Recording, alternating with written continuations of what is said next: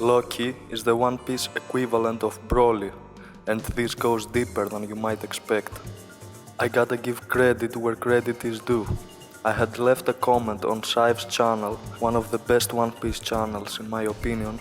He's my go-to for chapter commentary. My comment was about Loki being so mad when he is freed that his wounds won't matter whatsoever and that he is gonna go for Ragnarok, so world-ending rampage mode.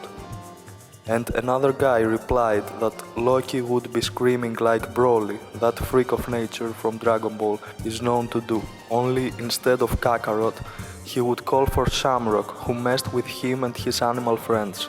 Screaming Shamrock is also close to Shocker, like the famous clip from Spider-Man the animated series, so that would be funny. But anyway, I thought Loki and Broly do seem similar. And then it dawned on me how there are more things in common between them than I first realized, and Broly's story could give us insane insights on how Loki's arc will unfold in One Piece. It is a known fact that Dragon Ball is a major inspiration for Oda, and Luffy is based on Son Wukong, just like Son Goku is. I recently read a comment mentioning that the recently introduced Scopper Gaban is giving Master Roshi vibes too. And I'm sure more One Piece characters are inspired from Dragon Ball. What we know as of chapter 1139 about Loki is that he supposedly stole a legendary devil fruit prized by the giants, killing his own father in the process, who supposedly was a nice, well-respected king who pushed for a more peaceful Elbaph, even though judging by his portrait he looks like a mean man to say the least. After the incident, Loki left Elbaph to roam the seas as a pirate for 7 years, when Shanks captured him and returned him to his land, where it took every single giant together to subdue him and tie him on a tree with Kairoseki chains which rob him of his power, nerfing him significantly. He is known to be pretty unstoppable, and Scopper Gaban, the Pirate King's right-hand man, who warned against freeing Loki, mentioned that prior to Shanks capturing him, nobody else could ever do so. The area where he is imprisoned at is the underworld area, where it's freezing cold, and giant wolves run around, but it is familiar for him as he lurked there as a kid fighting and befriending various animals. He claims to be the sun god who will bring about the end of the world, and one mystery about him are his eyes being covered with bandages. Now, the obvious common between him and Broly is power. We established Loki is known for enormous power, and that is precisely Broly's shtick as well. He is an anomaly, being born with extremely high power level. It is also not just power as in strength, but these dudes are known to be rampaging like crazy, let's put it that way. I'm not sure if it's canon at this point, but I think Loki should have blonde hair and is light-skinned, while even though Broly has naturally black hair, he is light-skinned too, and practically blonde as Super Saiyan is like his natural state, at least in the Dragon Ball Z depiction. Dragon Ball Super Broly is a little different overall, but we will touch on both. Then we have their fathers. I was surprised to notice that they look very similar.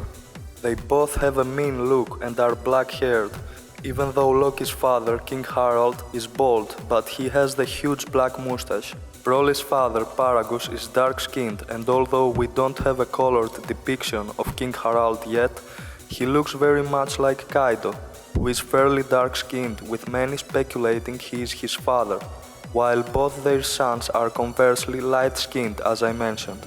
Harald has a mark across his left eye, while Paragus has a scar crossing his own left eye. Guess how he got that scar? His son, Broly, is the one who injured him. Here is where things get interesting, as in Broly's debut movie, in Dragon Ball Z, he actually does kill his father by the end, just as Loki is accused having done as well. The movie's setting, New Planet Vegeta, looks pretty cold, as is Loki's area, the underworld, and in Dragon Ball Super, Goku and Vegeta encounter him in definitely freezing Arctic climate. While Broly's movement is never restricted, he is walking around significantly nerfed, by the effect of a control mechanism in the form of a collar in Dragon Ball Super, while the mechanism is comprised of a crown on his forehead along with wristbands and a necklace with a flat plate over the chest in Dragon Ball Z. So we meet both of them being restricted from going full power in each of their respective series. There is also a prophecy going on about each of them. Broly is prophesied as the legendary Super Saiyan that comes around every 1000 years, and Loki was prophesied to kill his own father, and by doing so acquired a legendary devil fruit, so with that they both have legendary status. Lastly, they come from warrior races. Broly is a Saiyan, a mostly extinct race of warriors besides a few survivors, and Loki is a giant of Elbaph, who, even though are still around, started reforming to a more peaceful nation, essentially dying out, as they won't be how they used to be traditionally. So as you can see, there has to be something to this as they have striking similarity. Let's read Broly's biography from Dragon Ball Wiki, beginning with the Z version, to draw parallels with One Piece and figure out how the Loki situation could play out based on that. When first seen, Broly is shown as a calm and quiet individual, uncharacteristic of a majority of the Saiyan race. We could describe Loki as calm and quiet up to now, not too quiet, but he doesn't act crazy or anything just yet. Although not nearly to the extent of his new iteration, Broly was also demonstrated to have a degree of loyalty to his father Paragus, prior to being outfitted with the crown, as he willingly saved Paragus from planned Vegeta's destruction as an infant when escaping the doomed planet, and his reaction when waking up before realizing Paragus was going to implement the crown on him in the latter's flashback indicated he did not feel animosity towards his father. Alright, this is a hint that Loki also didn't actually feel animosity towards his father to begin with, even though we know he probably killed him in the end, likewise with Broly. Once shifting into his more aggressive state, he becomes extremely psychotic, maniacal and sadistic, relishing in the death and destruction he causes, basically becoming insanely evil, unlike other Saiyans who enjoy the thrill of battle and brutality to an extent. Alright, so Broly has two states he is shifting between, the calm and the maniacal, and Loki is probably the same. We just met his calm side, because he is in captivity, but it seems he is going to change drastically when unleashed. These characteristics seem to be dual-natured, as during Paragus's flashback, when he briefly wakes up and calmly asks his father what he is up to, only to end going into a screaming fit and laughing maniacally while trying to kill him, once he realizes that Paragus was about to place the mind control crown on his head. Broly laughing maniacally is pretty much what we've seen from Loki in this flashback where he is laughing in Nika fashion, but Loki's laugh will be more on the sinister side. Also, big hint here. It is mentioned Broly got violent with his father once he realized that he was about to put him under mind control. I believe King Harald also tried to put Loki under some form of restraint, even prior to his capture. Could it be that the bandages are part of it? Because Loki's bandages should be there for a reason, and I believe it is indeed some kind of control mechanism to prevent him from shooting laser beams from his eyes or something. Although it could also be that he just injured his eyes. Something interesting about Broly's eyes is they are turning all white during his destructive state, and that could be a hint. This violent and maniacal side of Broly seemingly stemmed from both his extraordinary power that he never properly learned to control, as well as the traumatic events of his birth, causing his frenzies to happen more frequently and last longer as he grew, and this eventually led him to gouge out his father's left eye. Largely because of his insanity, Broly was also known to get hysterical when causing distraction or going into a frenzy, such being especially evident in Paragus' flashback, where Broly, after destroying a cityscape as a child, is seen laughing uncontrollably, even while being physically restrained by Paragus. Again, that is exactly Loki's circumstance, and notice also how we're shown this in a flashback in both cases. It is mentioned Broly never learned to control his power properly, and that could be the case for Loki as well. His father supposedly turned the page from the war culture of Elbaf to a more peaceful one, and that is one reason for which training could have been neglected. Another one is that he was prophesied to kill King Harald, so perhaps they thought training him wasn't a good idea. It is also mentioned that Broly was born under traumatic circumstances, and we know Loki's mother died after giving birth to him, so that could be a reason for him to be pushed over the edge, especially if there are more important details that we don't know about the situation yet. I can totally see Loki getting hysterical and destroying everything around, and he himself admits to wanting to destroy the world, so it is to be expected. When free of Paragus' control device, Broly's Saiyan nature becomes dominant. His thirst for combat and desire for death and destruction is unyielding, as shown by his destruction of planet Shamo. Broly seems to acknowledge his malevolence. Piccolo calls him a freak, to which Broly replies that he actually is a devil. This is interesting as Loki is resembling Broly, who claims to be a devil, and Loki claims to be a sun god, which is associated with Lucifer, as I explained on my video about Imu's true identity.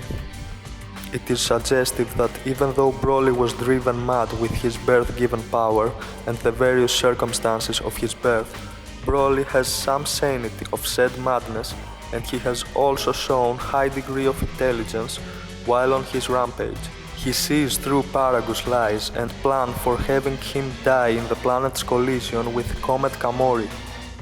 So, Broly is intelligent and not just a brute, and the same is true with Loki, given also that he is named after an intelligent trickster god.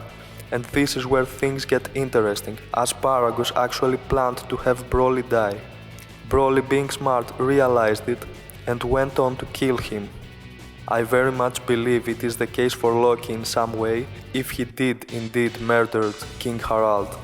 It was a self-fulfilling prophecy, as Harald didn't care for him to be properly developed and probably tried to put him under control in similar fashion with Paragus. Loki very likely saved his father's life before, but in the end destroyed him in a rampage when he himself possibly tried to kill Loki. There is a high chance that the world government is involved in all of this, as Loki calls the celestial dragons scum, and there must be a specific reason. Now, let's read about the Broly the Legendary Super Saiyan movie, where we will get even more valuable information. While at a Hanumi picnic, a massive ship arrives. Out comes a group of soldiers and Paragus, one of the few surviving Saiyans from Frieza's genocide. He invites Vegeta to rule over a new planet Vegeta. Vegeta initially refuses until Paragus appeals to Vegeta's ego by asking him to kill the legendary Super Saiyan that has completely destroyed the South Galaxy. At first, the group on New Planet Vegeta believe that Paragus has good intentions and honestly wants to create a new planet Vegeta, besides future Trunks, who does not trust Paragus and tries to stop Vegeta. Later on, it is revealed that the planet is on a collision course with a large comet, Comet Kamori. Gohan, Krillin and future Trunks stumble upon the fact that the city on New Planet Vegeta is in ruin, and thus obviously not usable. Also, there is slave labor commencing on the planet. While Vegeta and Broly are investigating on Todokama, Gohan, future Trunks and Krillin go out to investigate the new planet Vegeta. They find a slave colony strip mining the planet to send energy to the palace. Gohan, future Trunks and Krillin quickly break up the slave labor going on at the colony. All of that is extremely important. The new planet Vegeta is the equivalent of Elbaph, but actually the new Elbaph of peace that King Harald strived for. The Z fighters find out there is slave labor going on in new planet Vegeta, and therefore that is the case in Elbaph as well. Guess what? The giants are enslaved, and we just haven't found out yet. The Z-Warriors are obviously the Straw Hats equivalents, but there is room for Goku and Vegeta to represent other characters, such as Shanks, Hyrule, and possibly Kaido, but I'm in the process of working this out, as the parallels between the series are not one-to-one. Paragus also first meets Goku during this scene and immediately identifies him as Bardock's son. After a few tense moments, Goku eagerly accepts Paragus' proposal to have a feast. So, what if King Harald meets Shanks, recognizing him as Figureland Garling's son, while Shanks has visited Elbaph to put an end to Loki's madness or something along those lines? I speculate Harald made some kind of deal with the world government, and thus how he would have known Garling, the previous leader of the God's Knights. This would also explain how the pentagram seal at his castle through which Shamrock and Gunko appeared came about in the first place. Presumably later on, Gohan, Krillin and future Trunks learn from the slaves that the legendary Super Saiyan does indeed exist, as their home planet had been destroyed by it, and made clear that the legendary Super Saiyan was not Paragus. Future Trunks then guessed that Broly couldn't be him either, due to him being a toothpick, with Krillin deciding Paragus was possibly right. Meanwhile, Paragus is observing Comet Kamori and madly declaring for it to collide with the planet, and then promptly kills Moa after he expressed fear, making clear Paragus knew about Kamori colliding with the planet and planned for it. So, the new planet Vegeta is threatened by a comet, and Paragus knew. What if King Harald bent the knee to the world government under the threat of the whole island being destroyed by Uranus as a Comet Kamori equivalent? He accepted their terms to turn Elbaf into a peaceful nation, and even broke his own horns, which, let's face it, would be extremely shameful for a giant king to do. His horns would be the equivalent of a human king's well-kept, long hair. What king would shave off his luxurious hair? It may seem insignificant, but think about it. Taking King Cobra as an example. A king who never bowed down to tyranny and died a hero's death in the end. Would he ever cut his hair down? I believe Harald cutting his horns was symbolic of him bowing down to the celestial dragons, and is possibly the reason why he looks so frustrated in his portrait. Consider also that giants were like the proudest race, and so to be enslaved like that should be extremely shameful to them. It possibly explains why Loki calls the celestial dragons scum, even though I speculate that giants are largely unaware of the situation, as King Harald knew that if he admitted to being enslaved, no giant would stand for that, as they are very proud and would rather die, but I guess he went with it in secret because of knowing the power of Uranus and wasn't strong enough to fight back. So he essentially stalled by accepting their terms, waiting for someone like Joy Boy and the beginning of Ragnarok. It could be, however, that he himself was corrupted and accepted the government for his own benefit.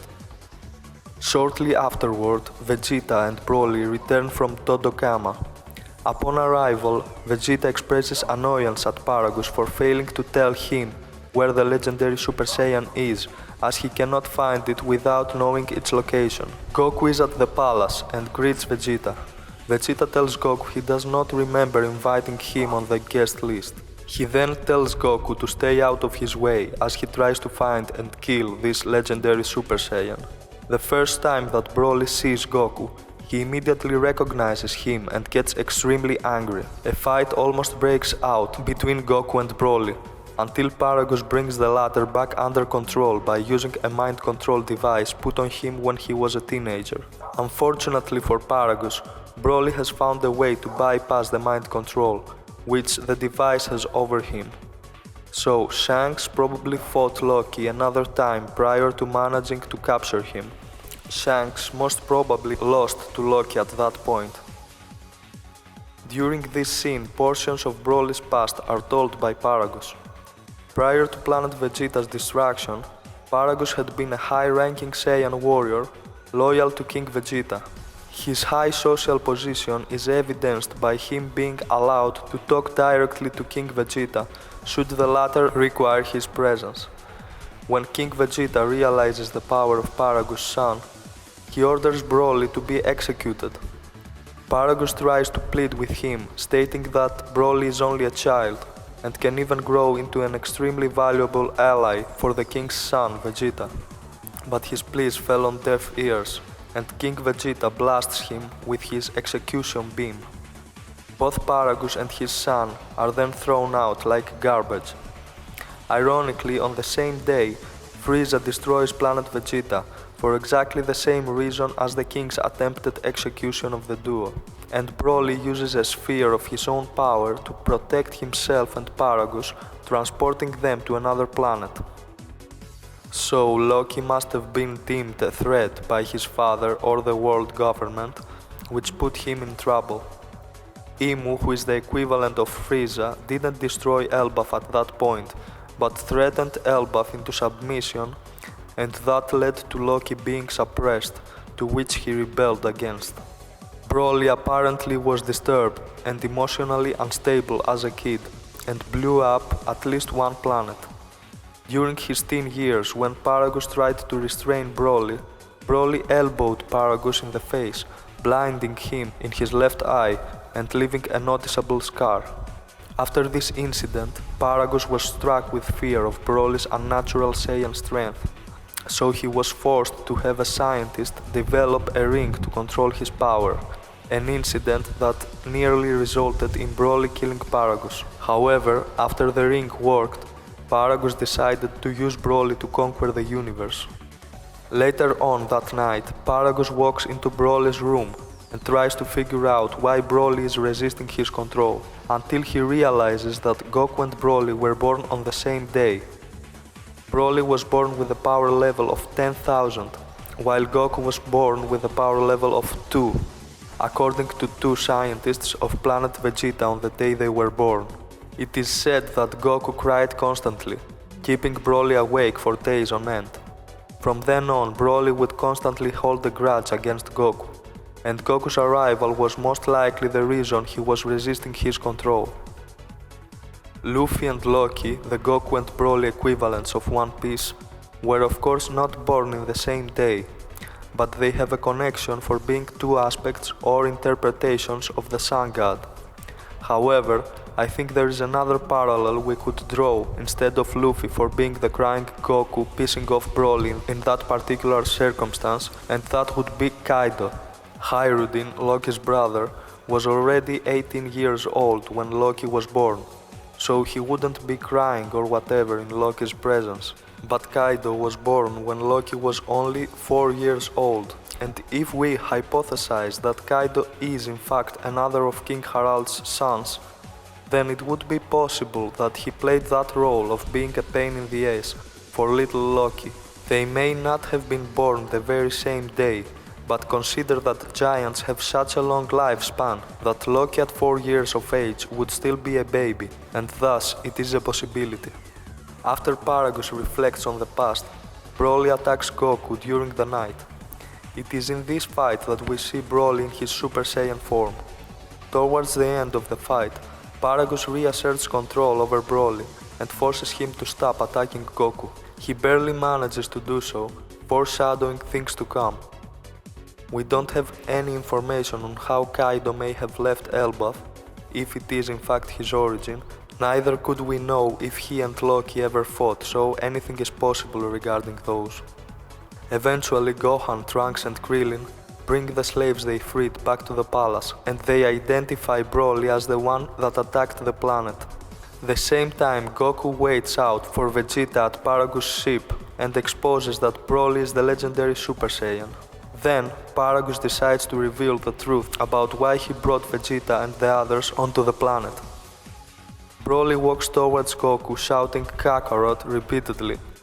While in the walk towards Goku, Broly goes into his Super Saiyan form again. Vegeta, stating that the Saiyan was his to kill, transforms into a Super Saiyan and kicks Broly on the shoulder, but the attack has no effect. He then fires a photon bomber at Broly, to no effect as well. Broly soon rages out of Paragus' control and becomes a monstrous behemoth of a Super Saiyan, his most powerful form. Vegeta, stunned by Broly's power, falls to the ground, eyes wide with fear, while Broly declares that Kakarot will be the first in his slaughter. The fight of Goku and Vegeta versus Loki could be interpreted many ways at this point.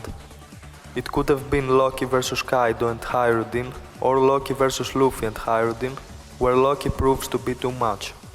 But in any case, this is the least important part of this theory. Goku is having a hard time doing anything to Broly except giving him a good time. Vegeta soon rediscovers his inner Super Saiyan pride, transforms into his Super Saiyan form once again, and joins the fight against Broly. His efforts, however, are futile as he is blown directly into a cliff and knocked unconscious. Broly later finds his father, Paragus, attempting to flee inside the Saiyan space pod, leaving his son to die in the explosion of the planet. Broly crashes the pod in return and throws it directly at the comet, ending Paragus' life. This could be how Loki killed his father for revenge, but it may have happened a different way based on Dragon Ball Super Broly that we're going to talk about later on. Piccolo tells everyone to channel their ki and power to Goku so he can defeat Broly. One by one they comply except for Vegeta, who believes it to be a disgrace for a Saiyan prince to give his ki to a lower class Saiyan. While gathering energy, Goku suffers at the hands of Broly. He is blown across the landscape by blasts, clotheslines and very powerful punches. Finally, on the brink of defeat, Goku convinces Vegeta to help him. Goku then uses all the power that the Z fighters gave him to power one punch, defeating Broly. That could be how Shanks defeated Loki with the help of all his crewmates, or possibly how they chained him up with the help of every giant on Elbaph. It could also be Luffy having to deal with his rampage, as being responsible for it though. After dispatching Broly, Comet Kamori destroys the planet. However, the Z fighters and the remaining slaves manage to escape in the Capsule Corporation spaceship Piccolo used to get there.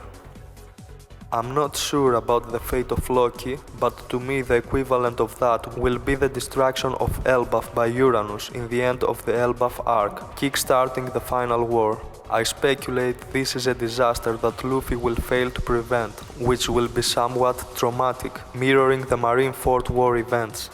A training arc should follow, possibly with Scopper Gaban being the mentor.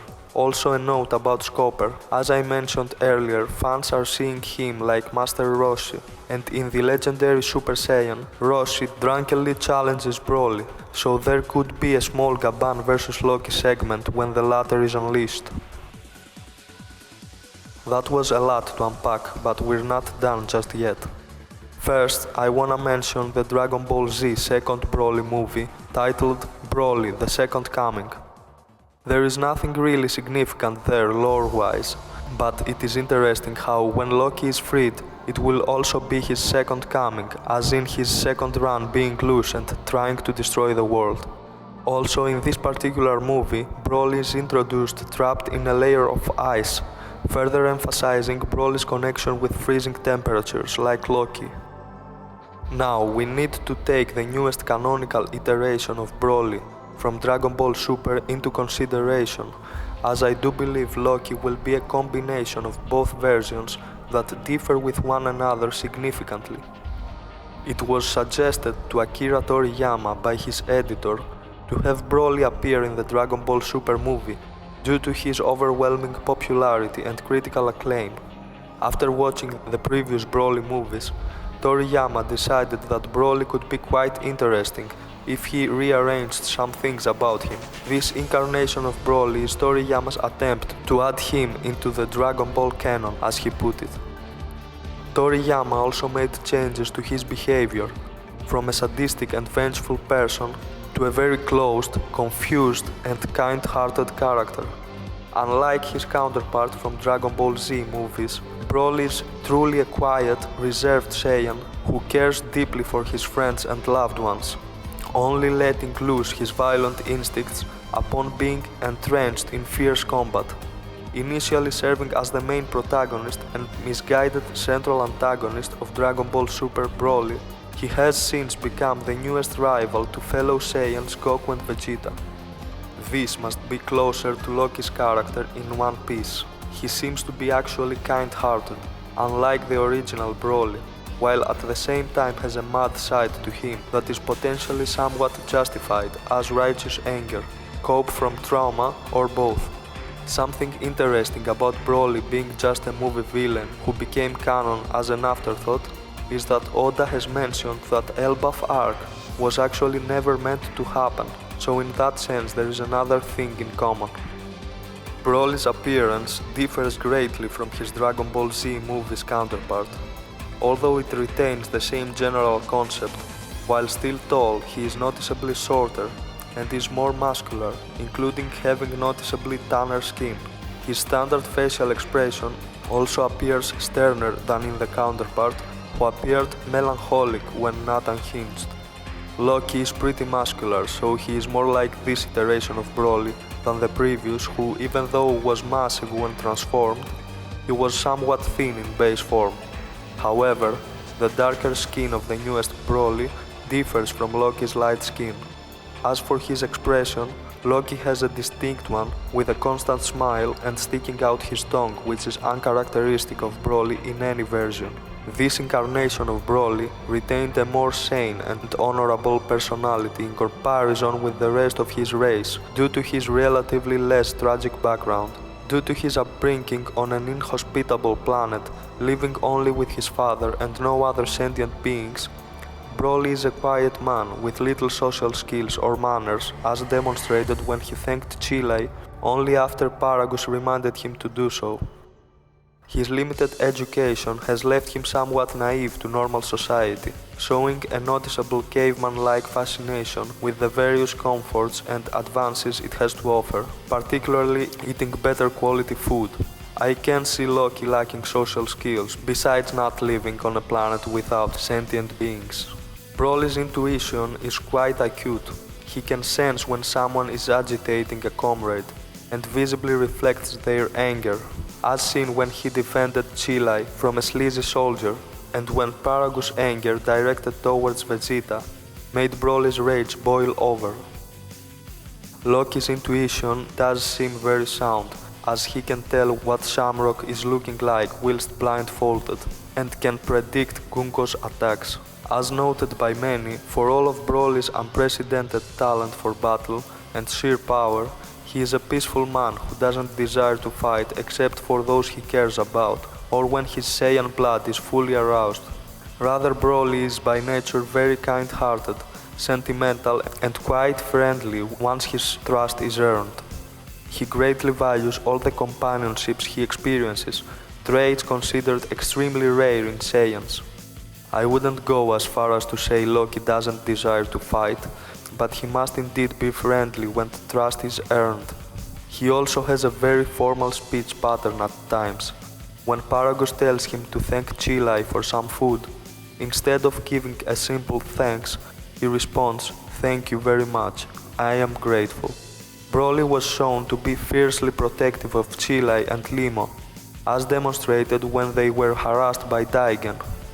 That is similar to how Loki is protective of his animal friends and Mosa.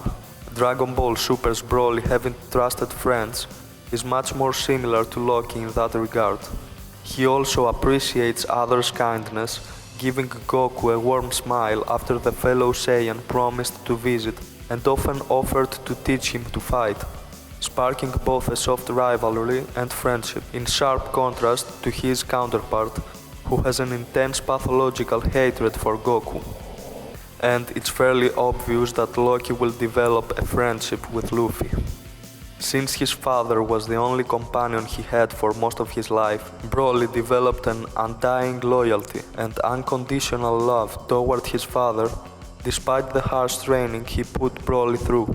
Despite being pointed out by Chile and Limo that his father probably only saw him as a weapon of revenge against King Vegeta, Broly nevertheless still cared deeply for Paragus and refused to speak ill of him.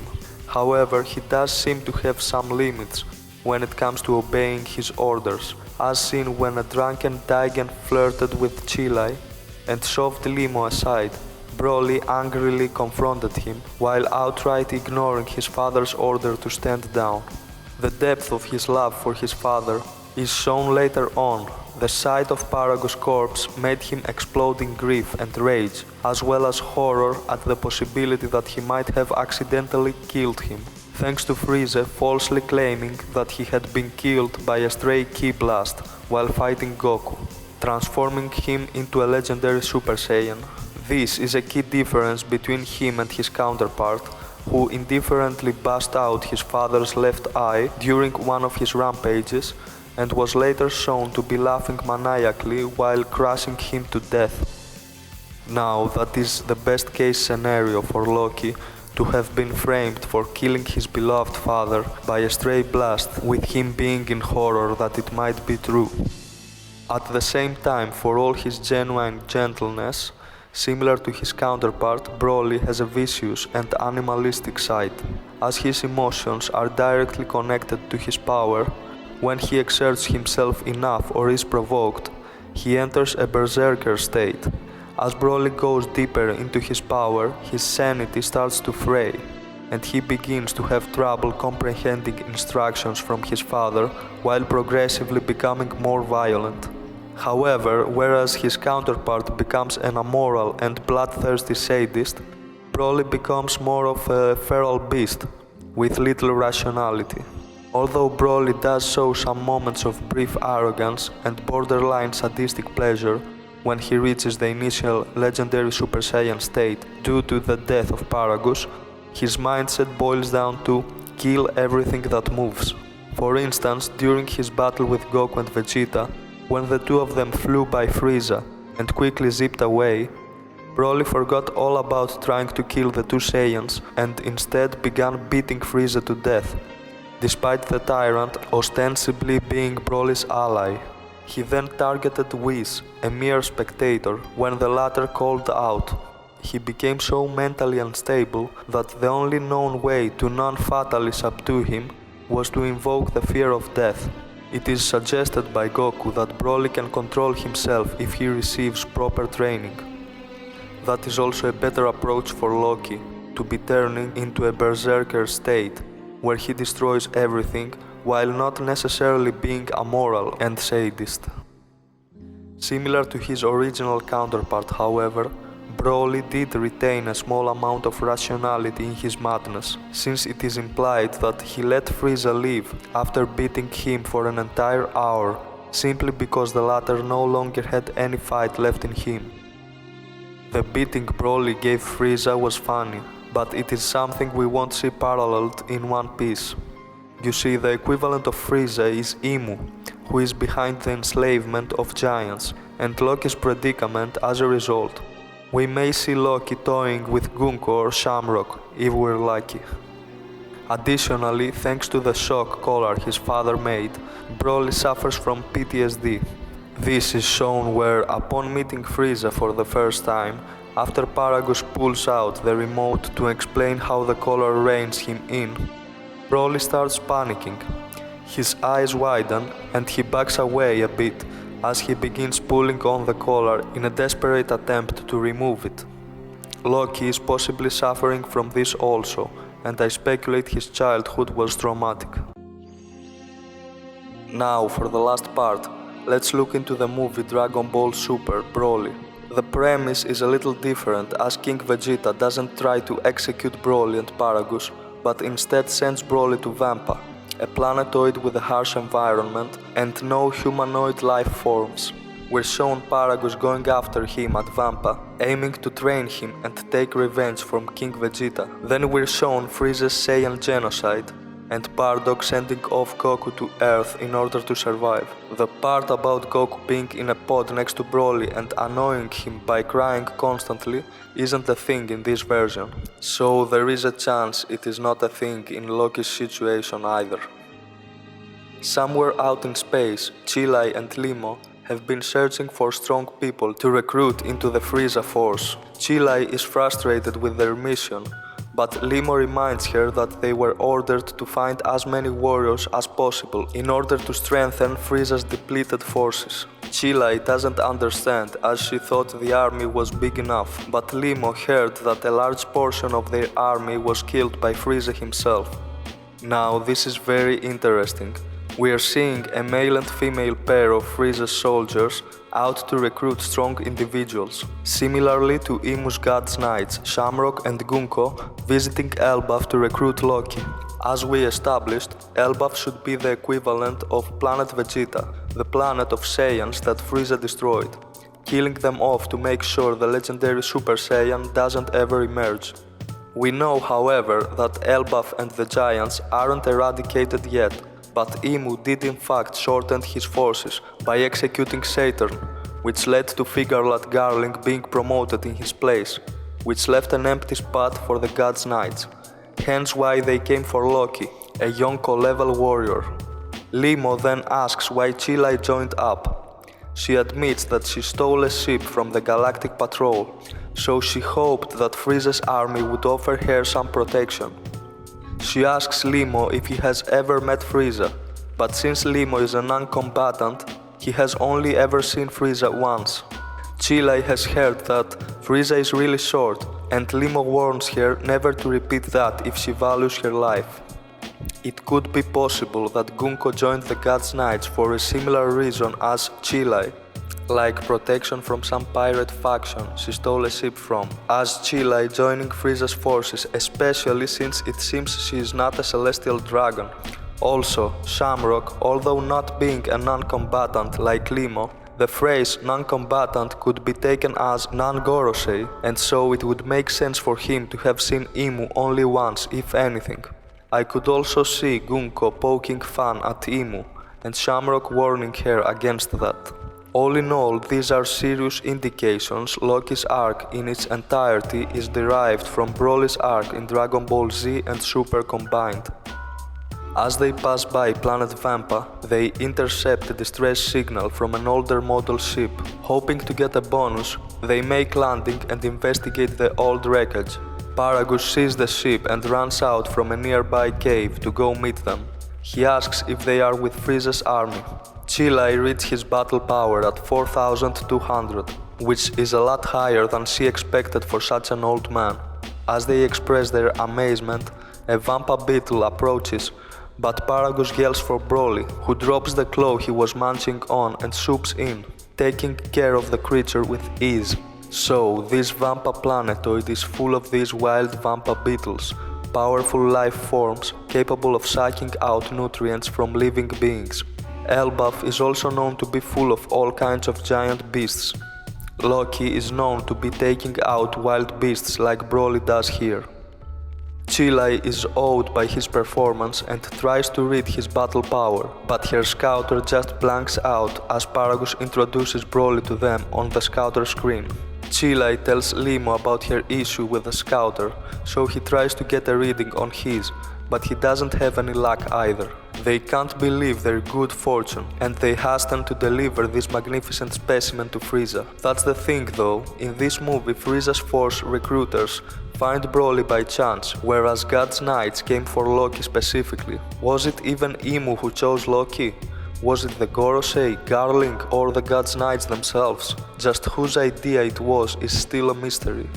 Broly and Paragus join Frieza's forces, who is happy to help Paragus get his revenge from Vegeta. This is different from One Piece, where Loki declined the invitation to join God's Knights.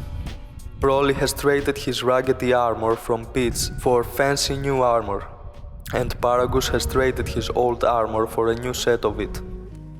Chilai and Limo invite both to join them at the table. Broly is only wearing the undersuit of the armor, with his belt tied on over it, and Chilai asks him why he didn't put on the armor jacket.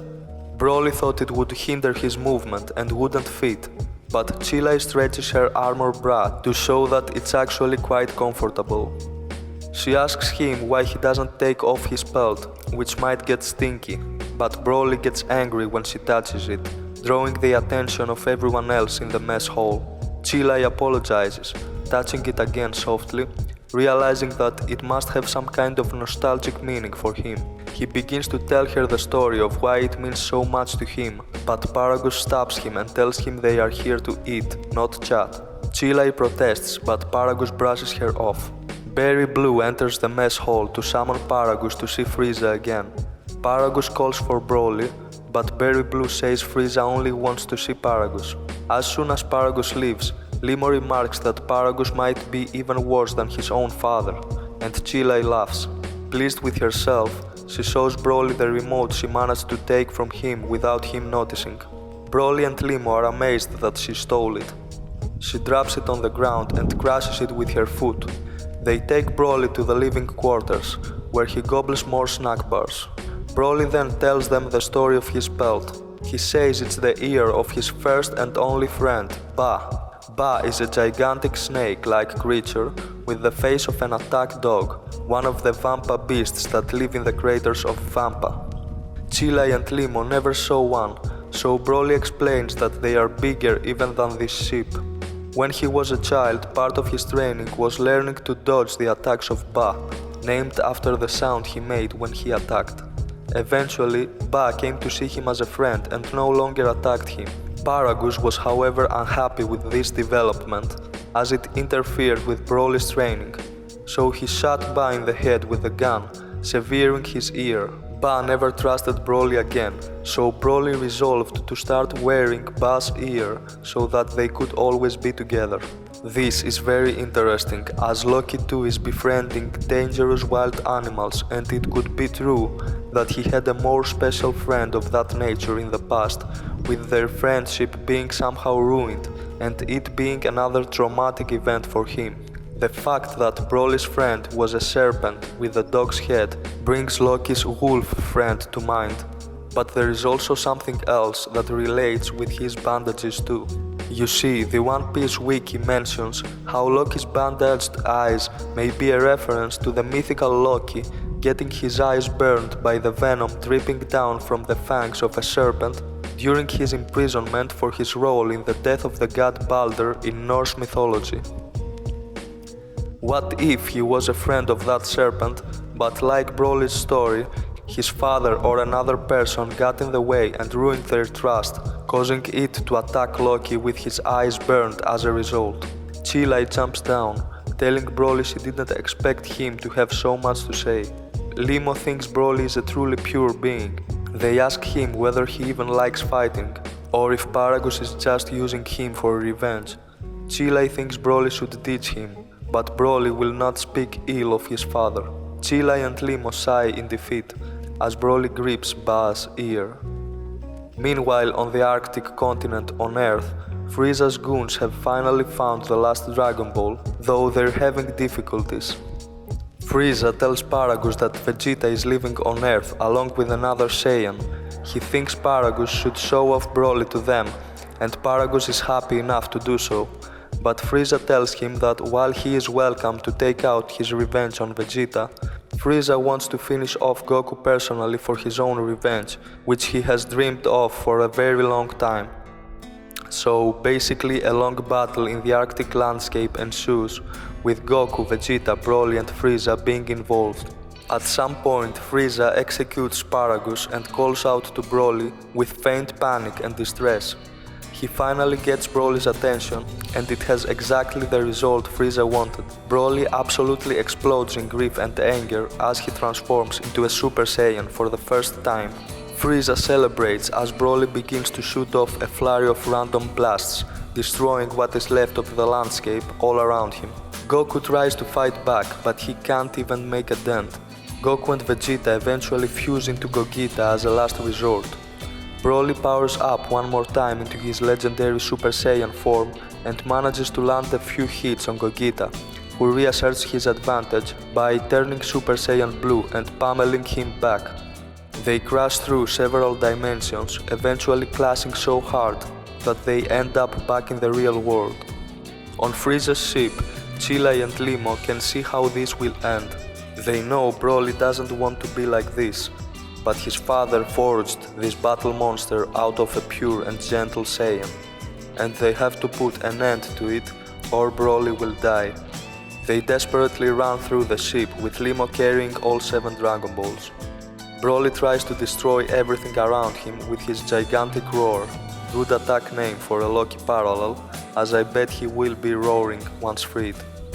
And he is a giant. But Gogeta charges in and blasts Broly repeatedly, ending his assault with a powerful Stardust Breaker. Just then Shenron appears in the sky, saying he will grant one wish. Broly powers up even more and attacks, but Gogeta counters his approach with a flying and a slicing kick. Broly attempts to strike back with a flurry of energy bullets, but Gogeta easily evades his attacks again and continues easily decimating the Berserker, eventually dealing devastating damage with Meteor Explosion and shocking Broly back into partial sanity. As Whis declares the match as good as finished from afar, Gogeta charges and launches a Limit Ultra Kamehameha, and Broly can only stare and scream in horror as the life-threatening finisher approaches him. But just at that moment, Chile asks Shenron to send Broly to the planet where they found him. Gogeta's Kamehameha shoots off harmlessly into space. Gogeta watches as Broly is whisked away by the power of Shenron.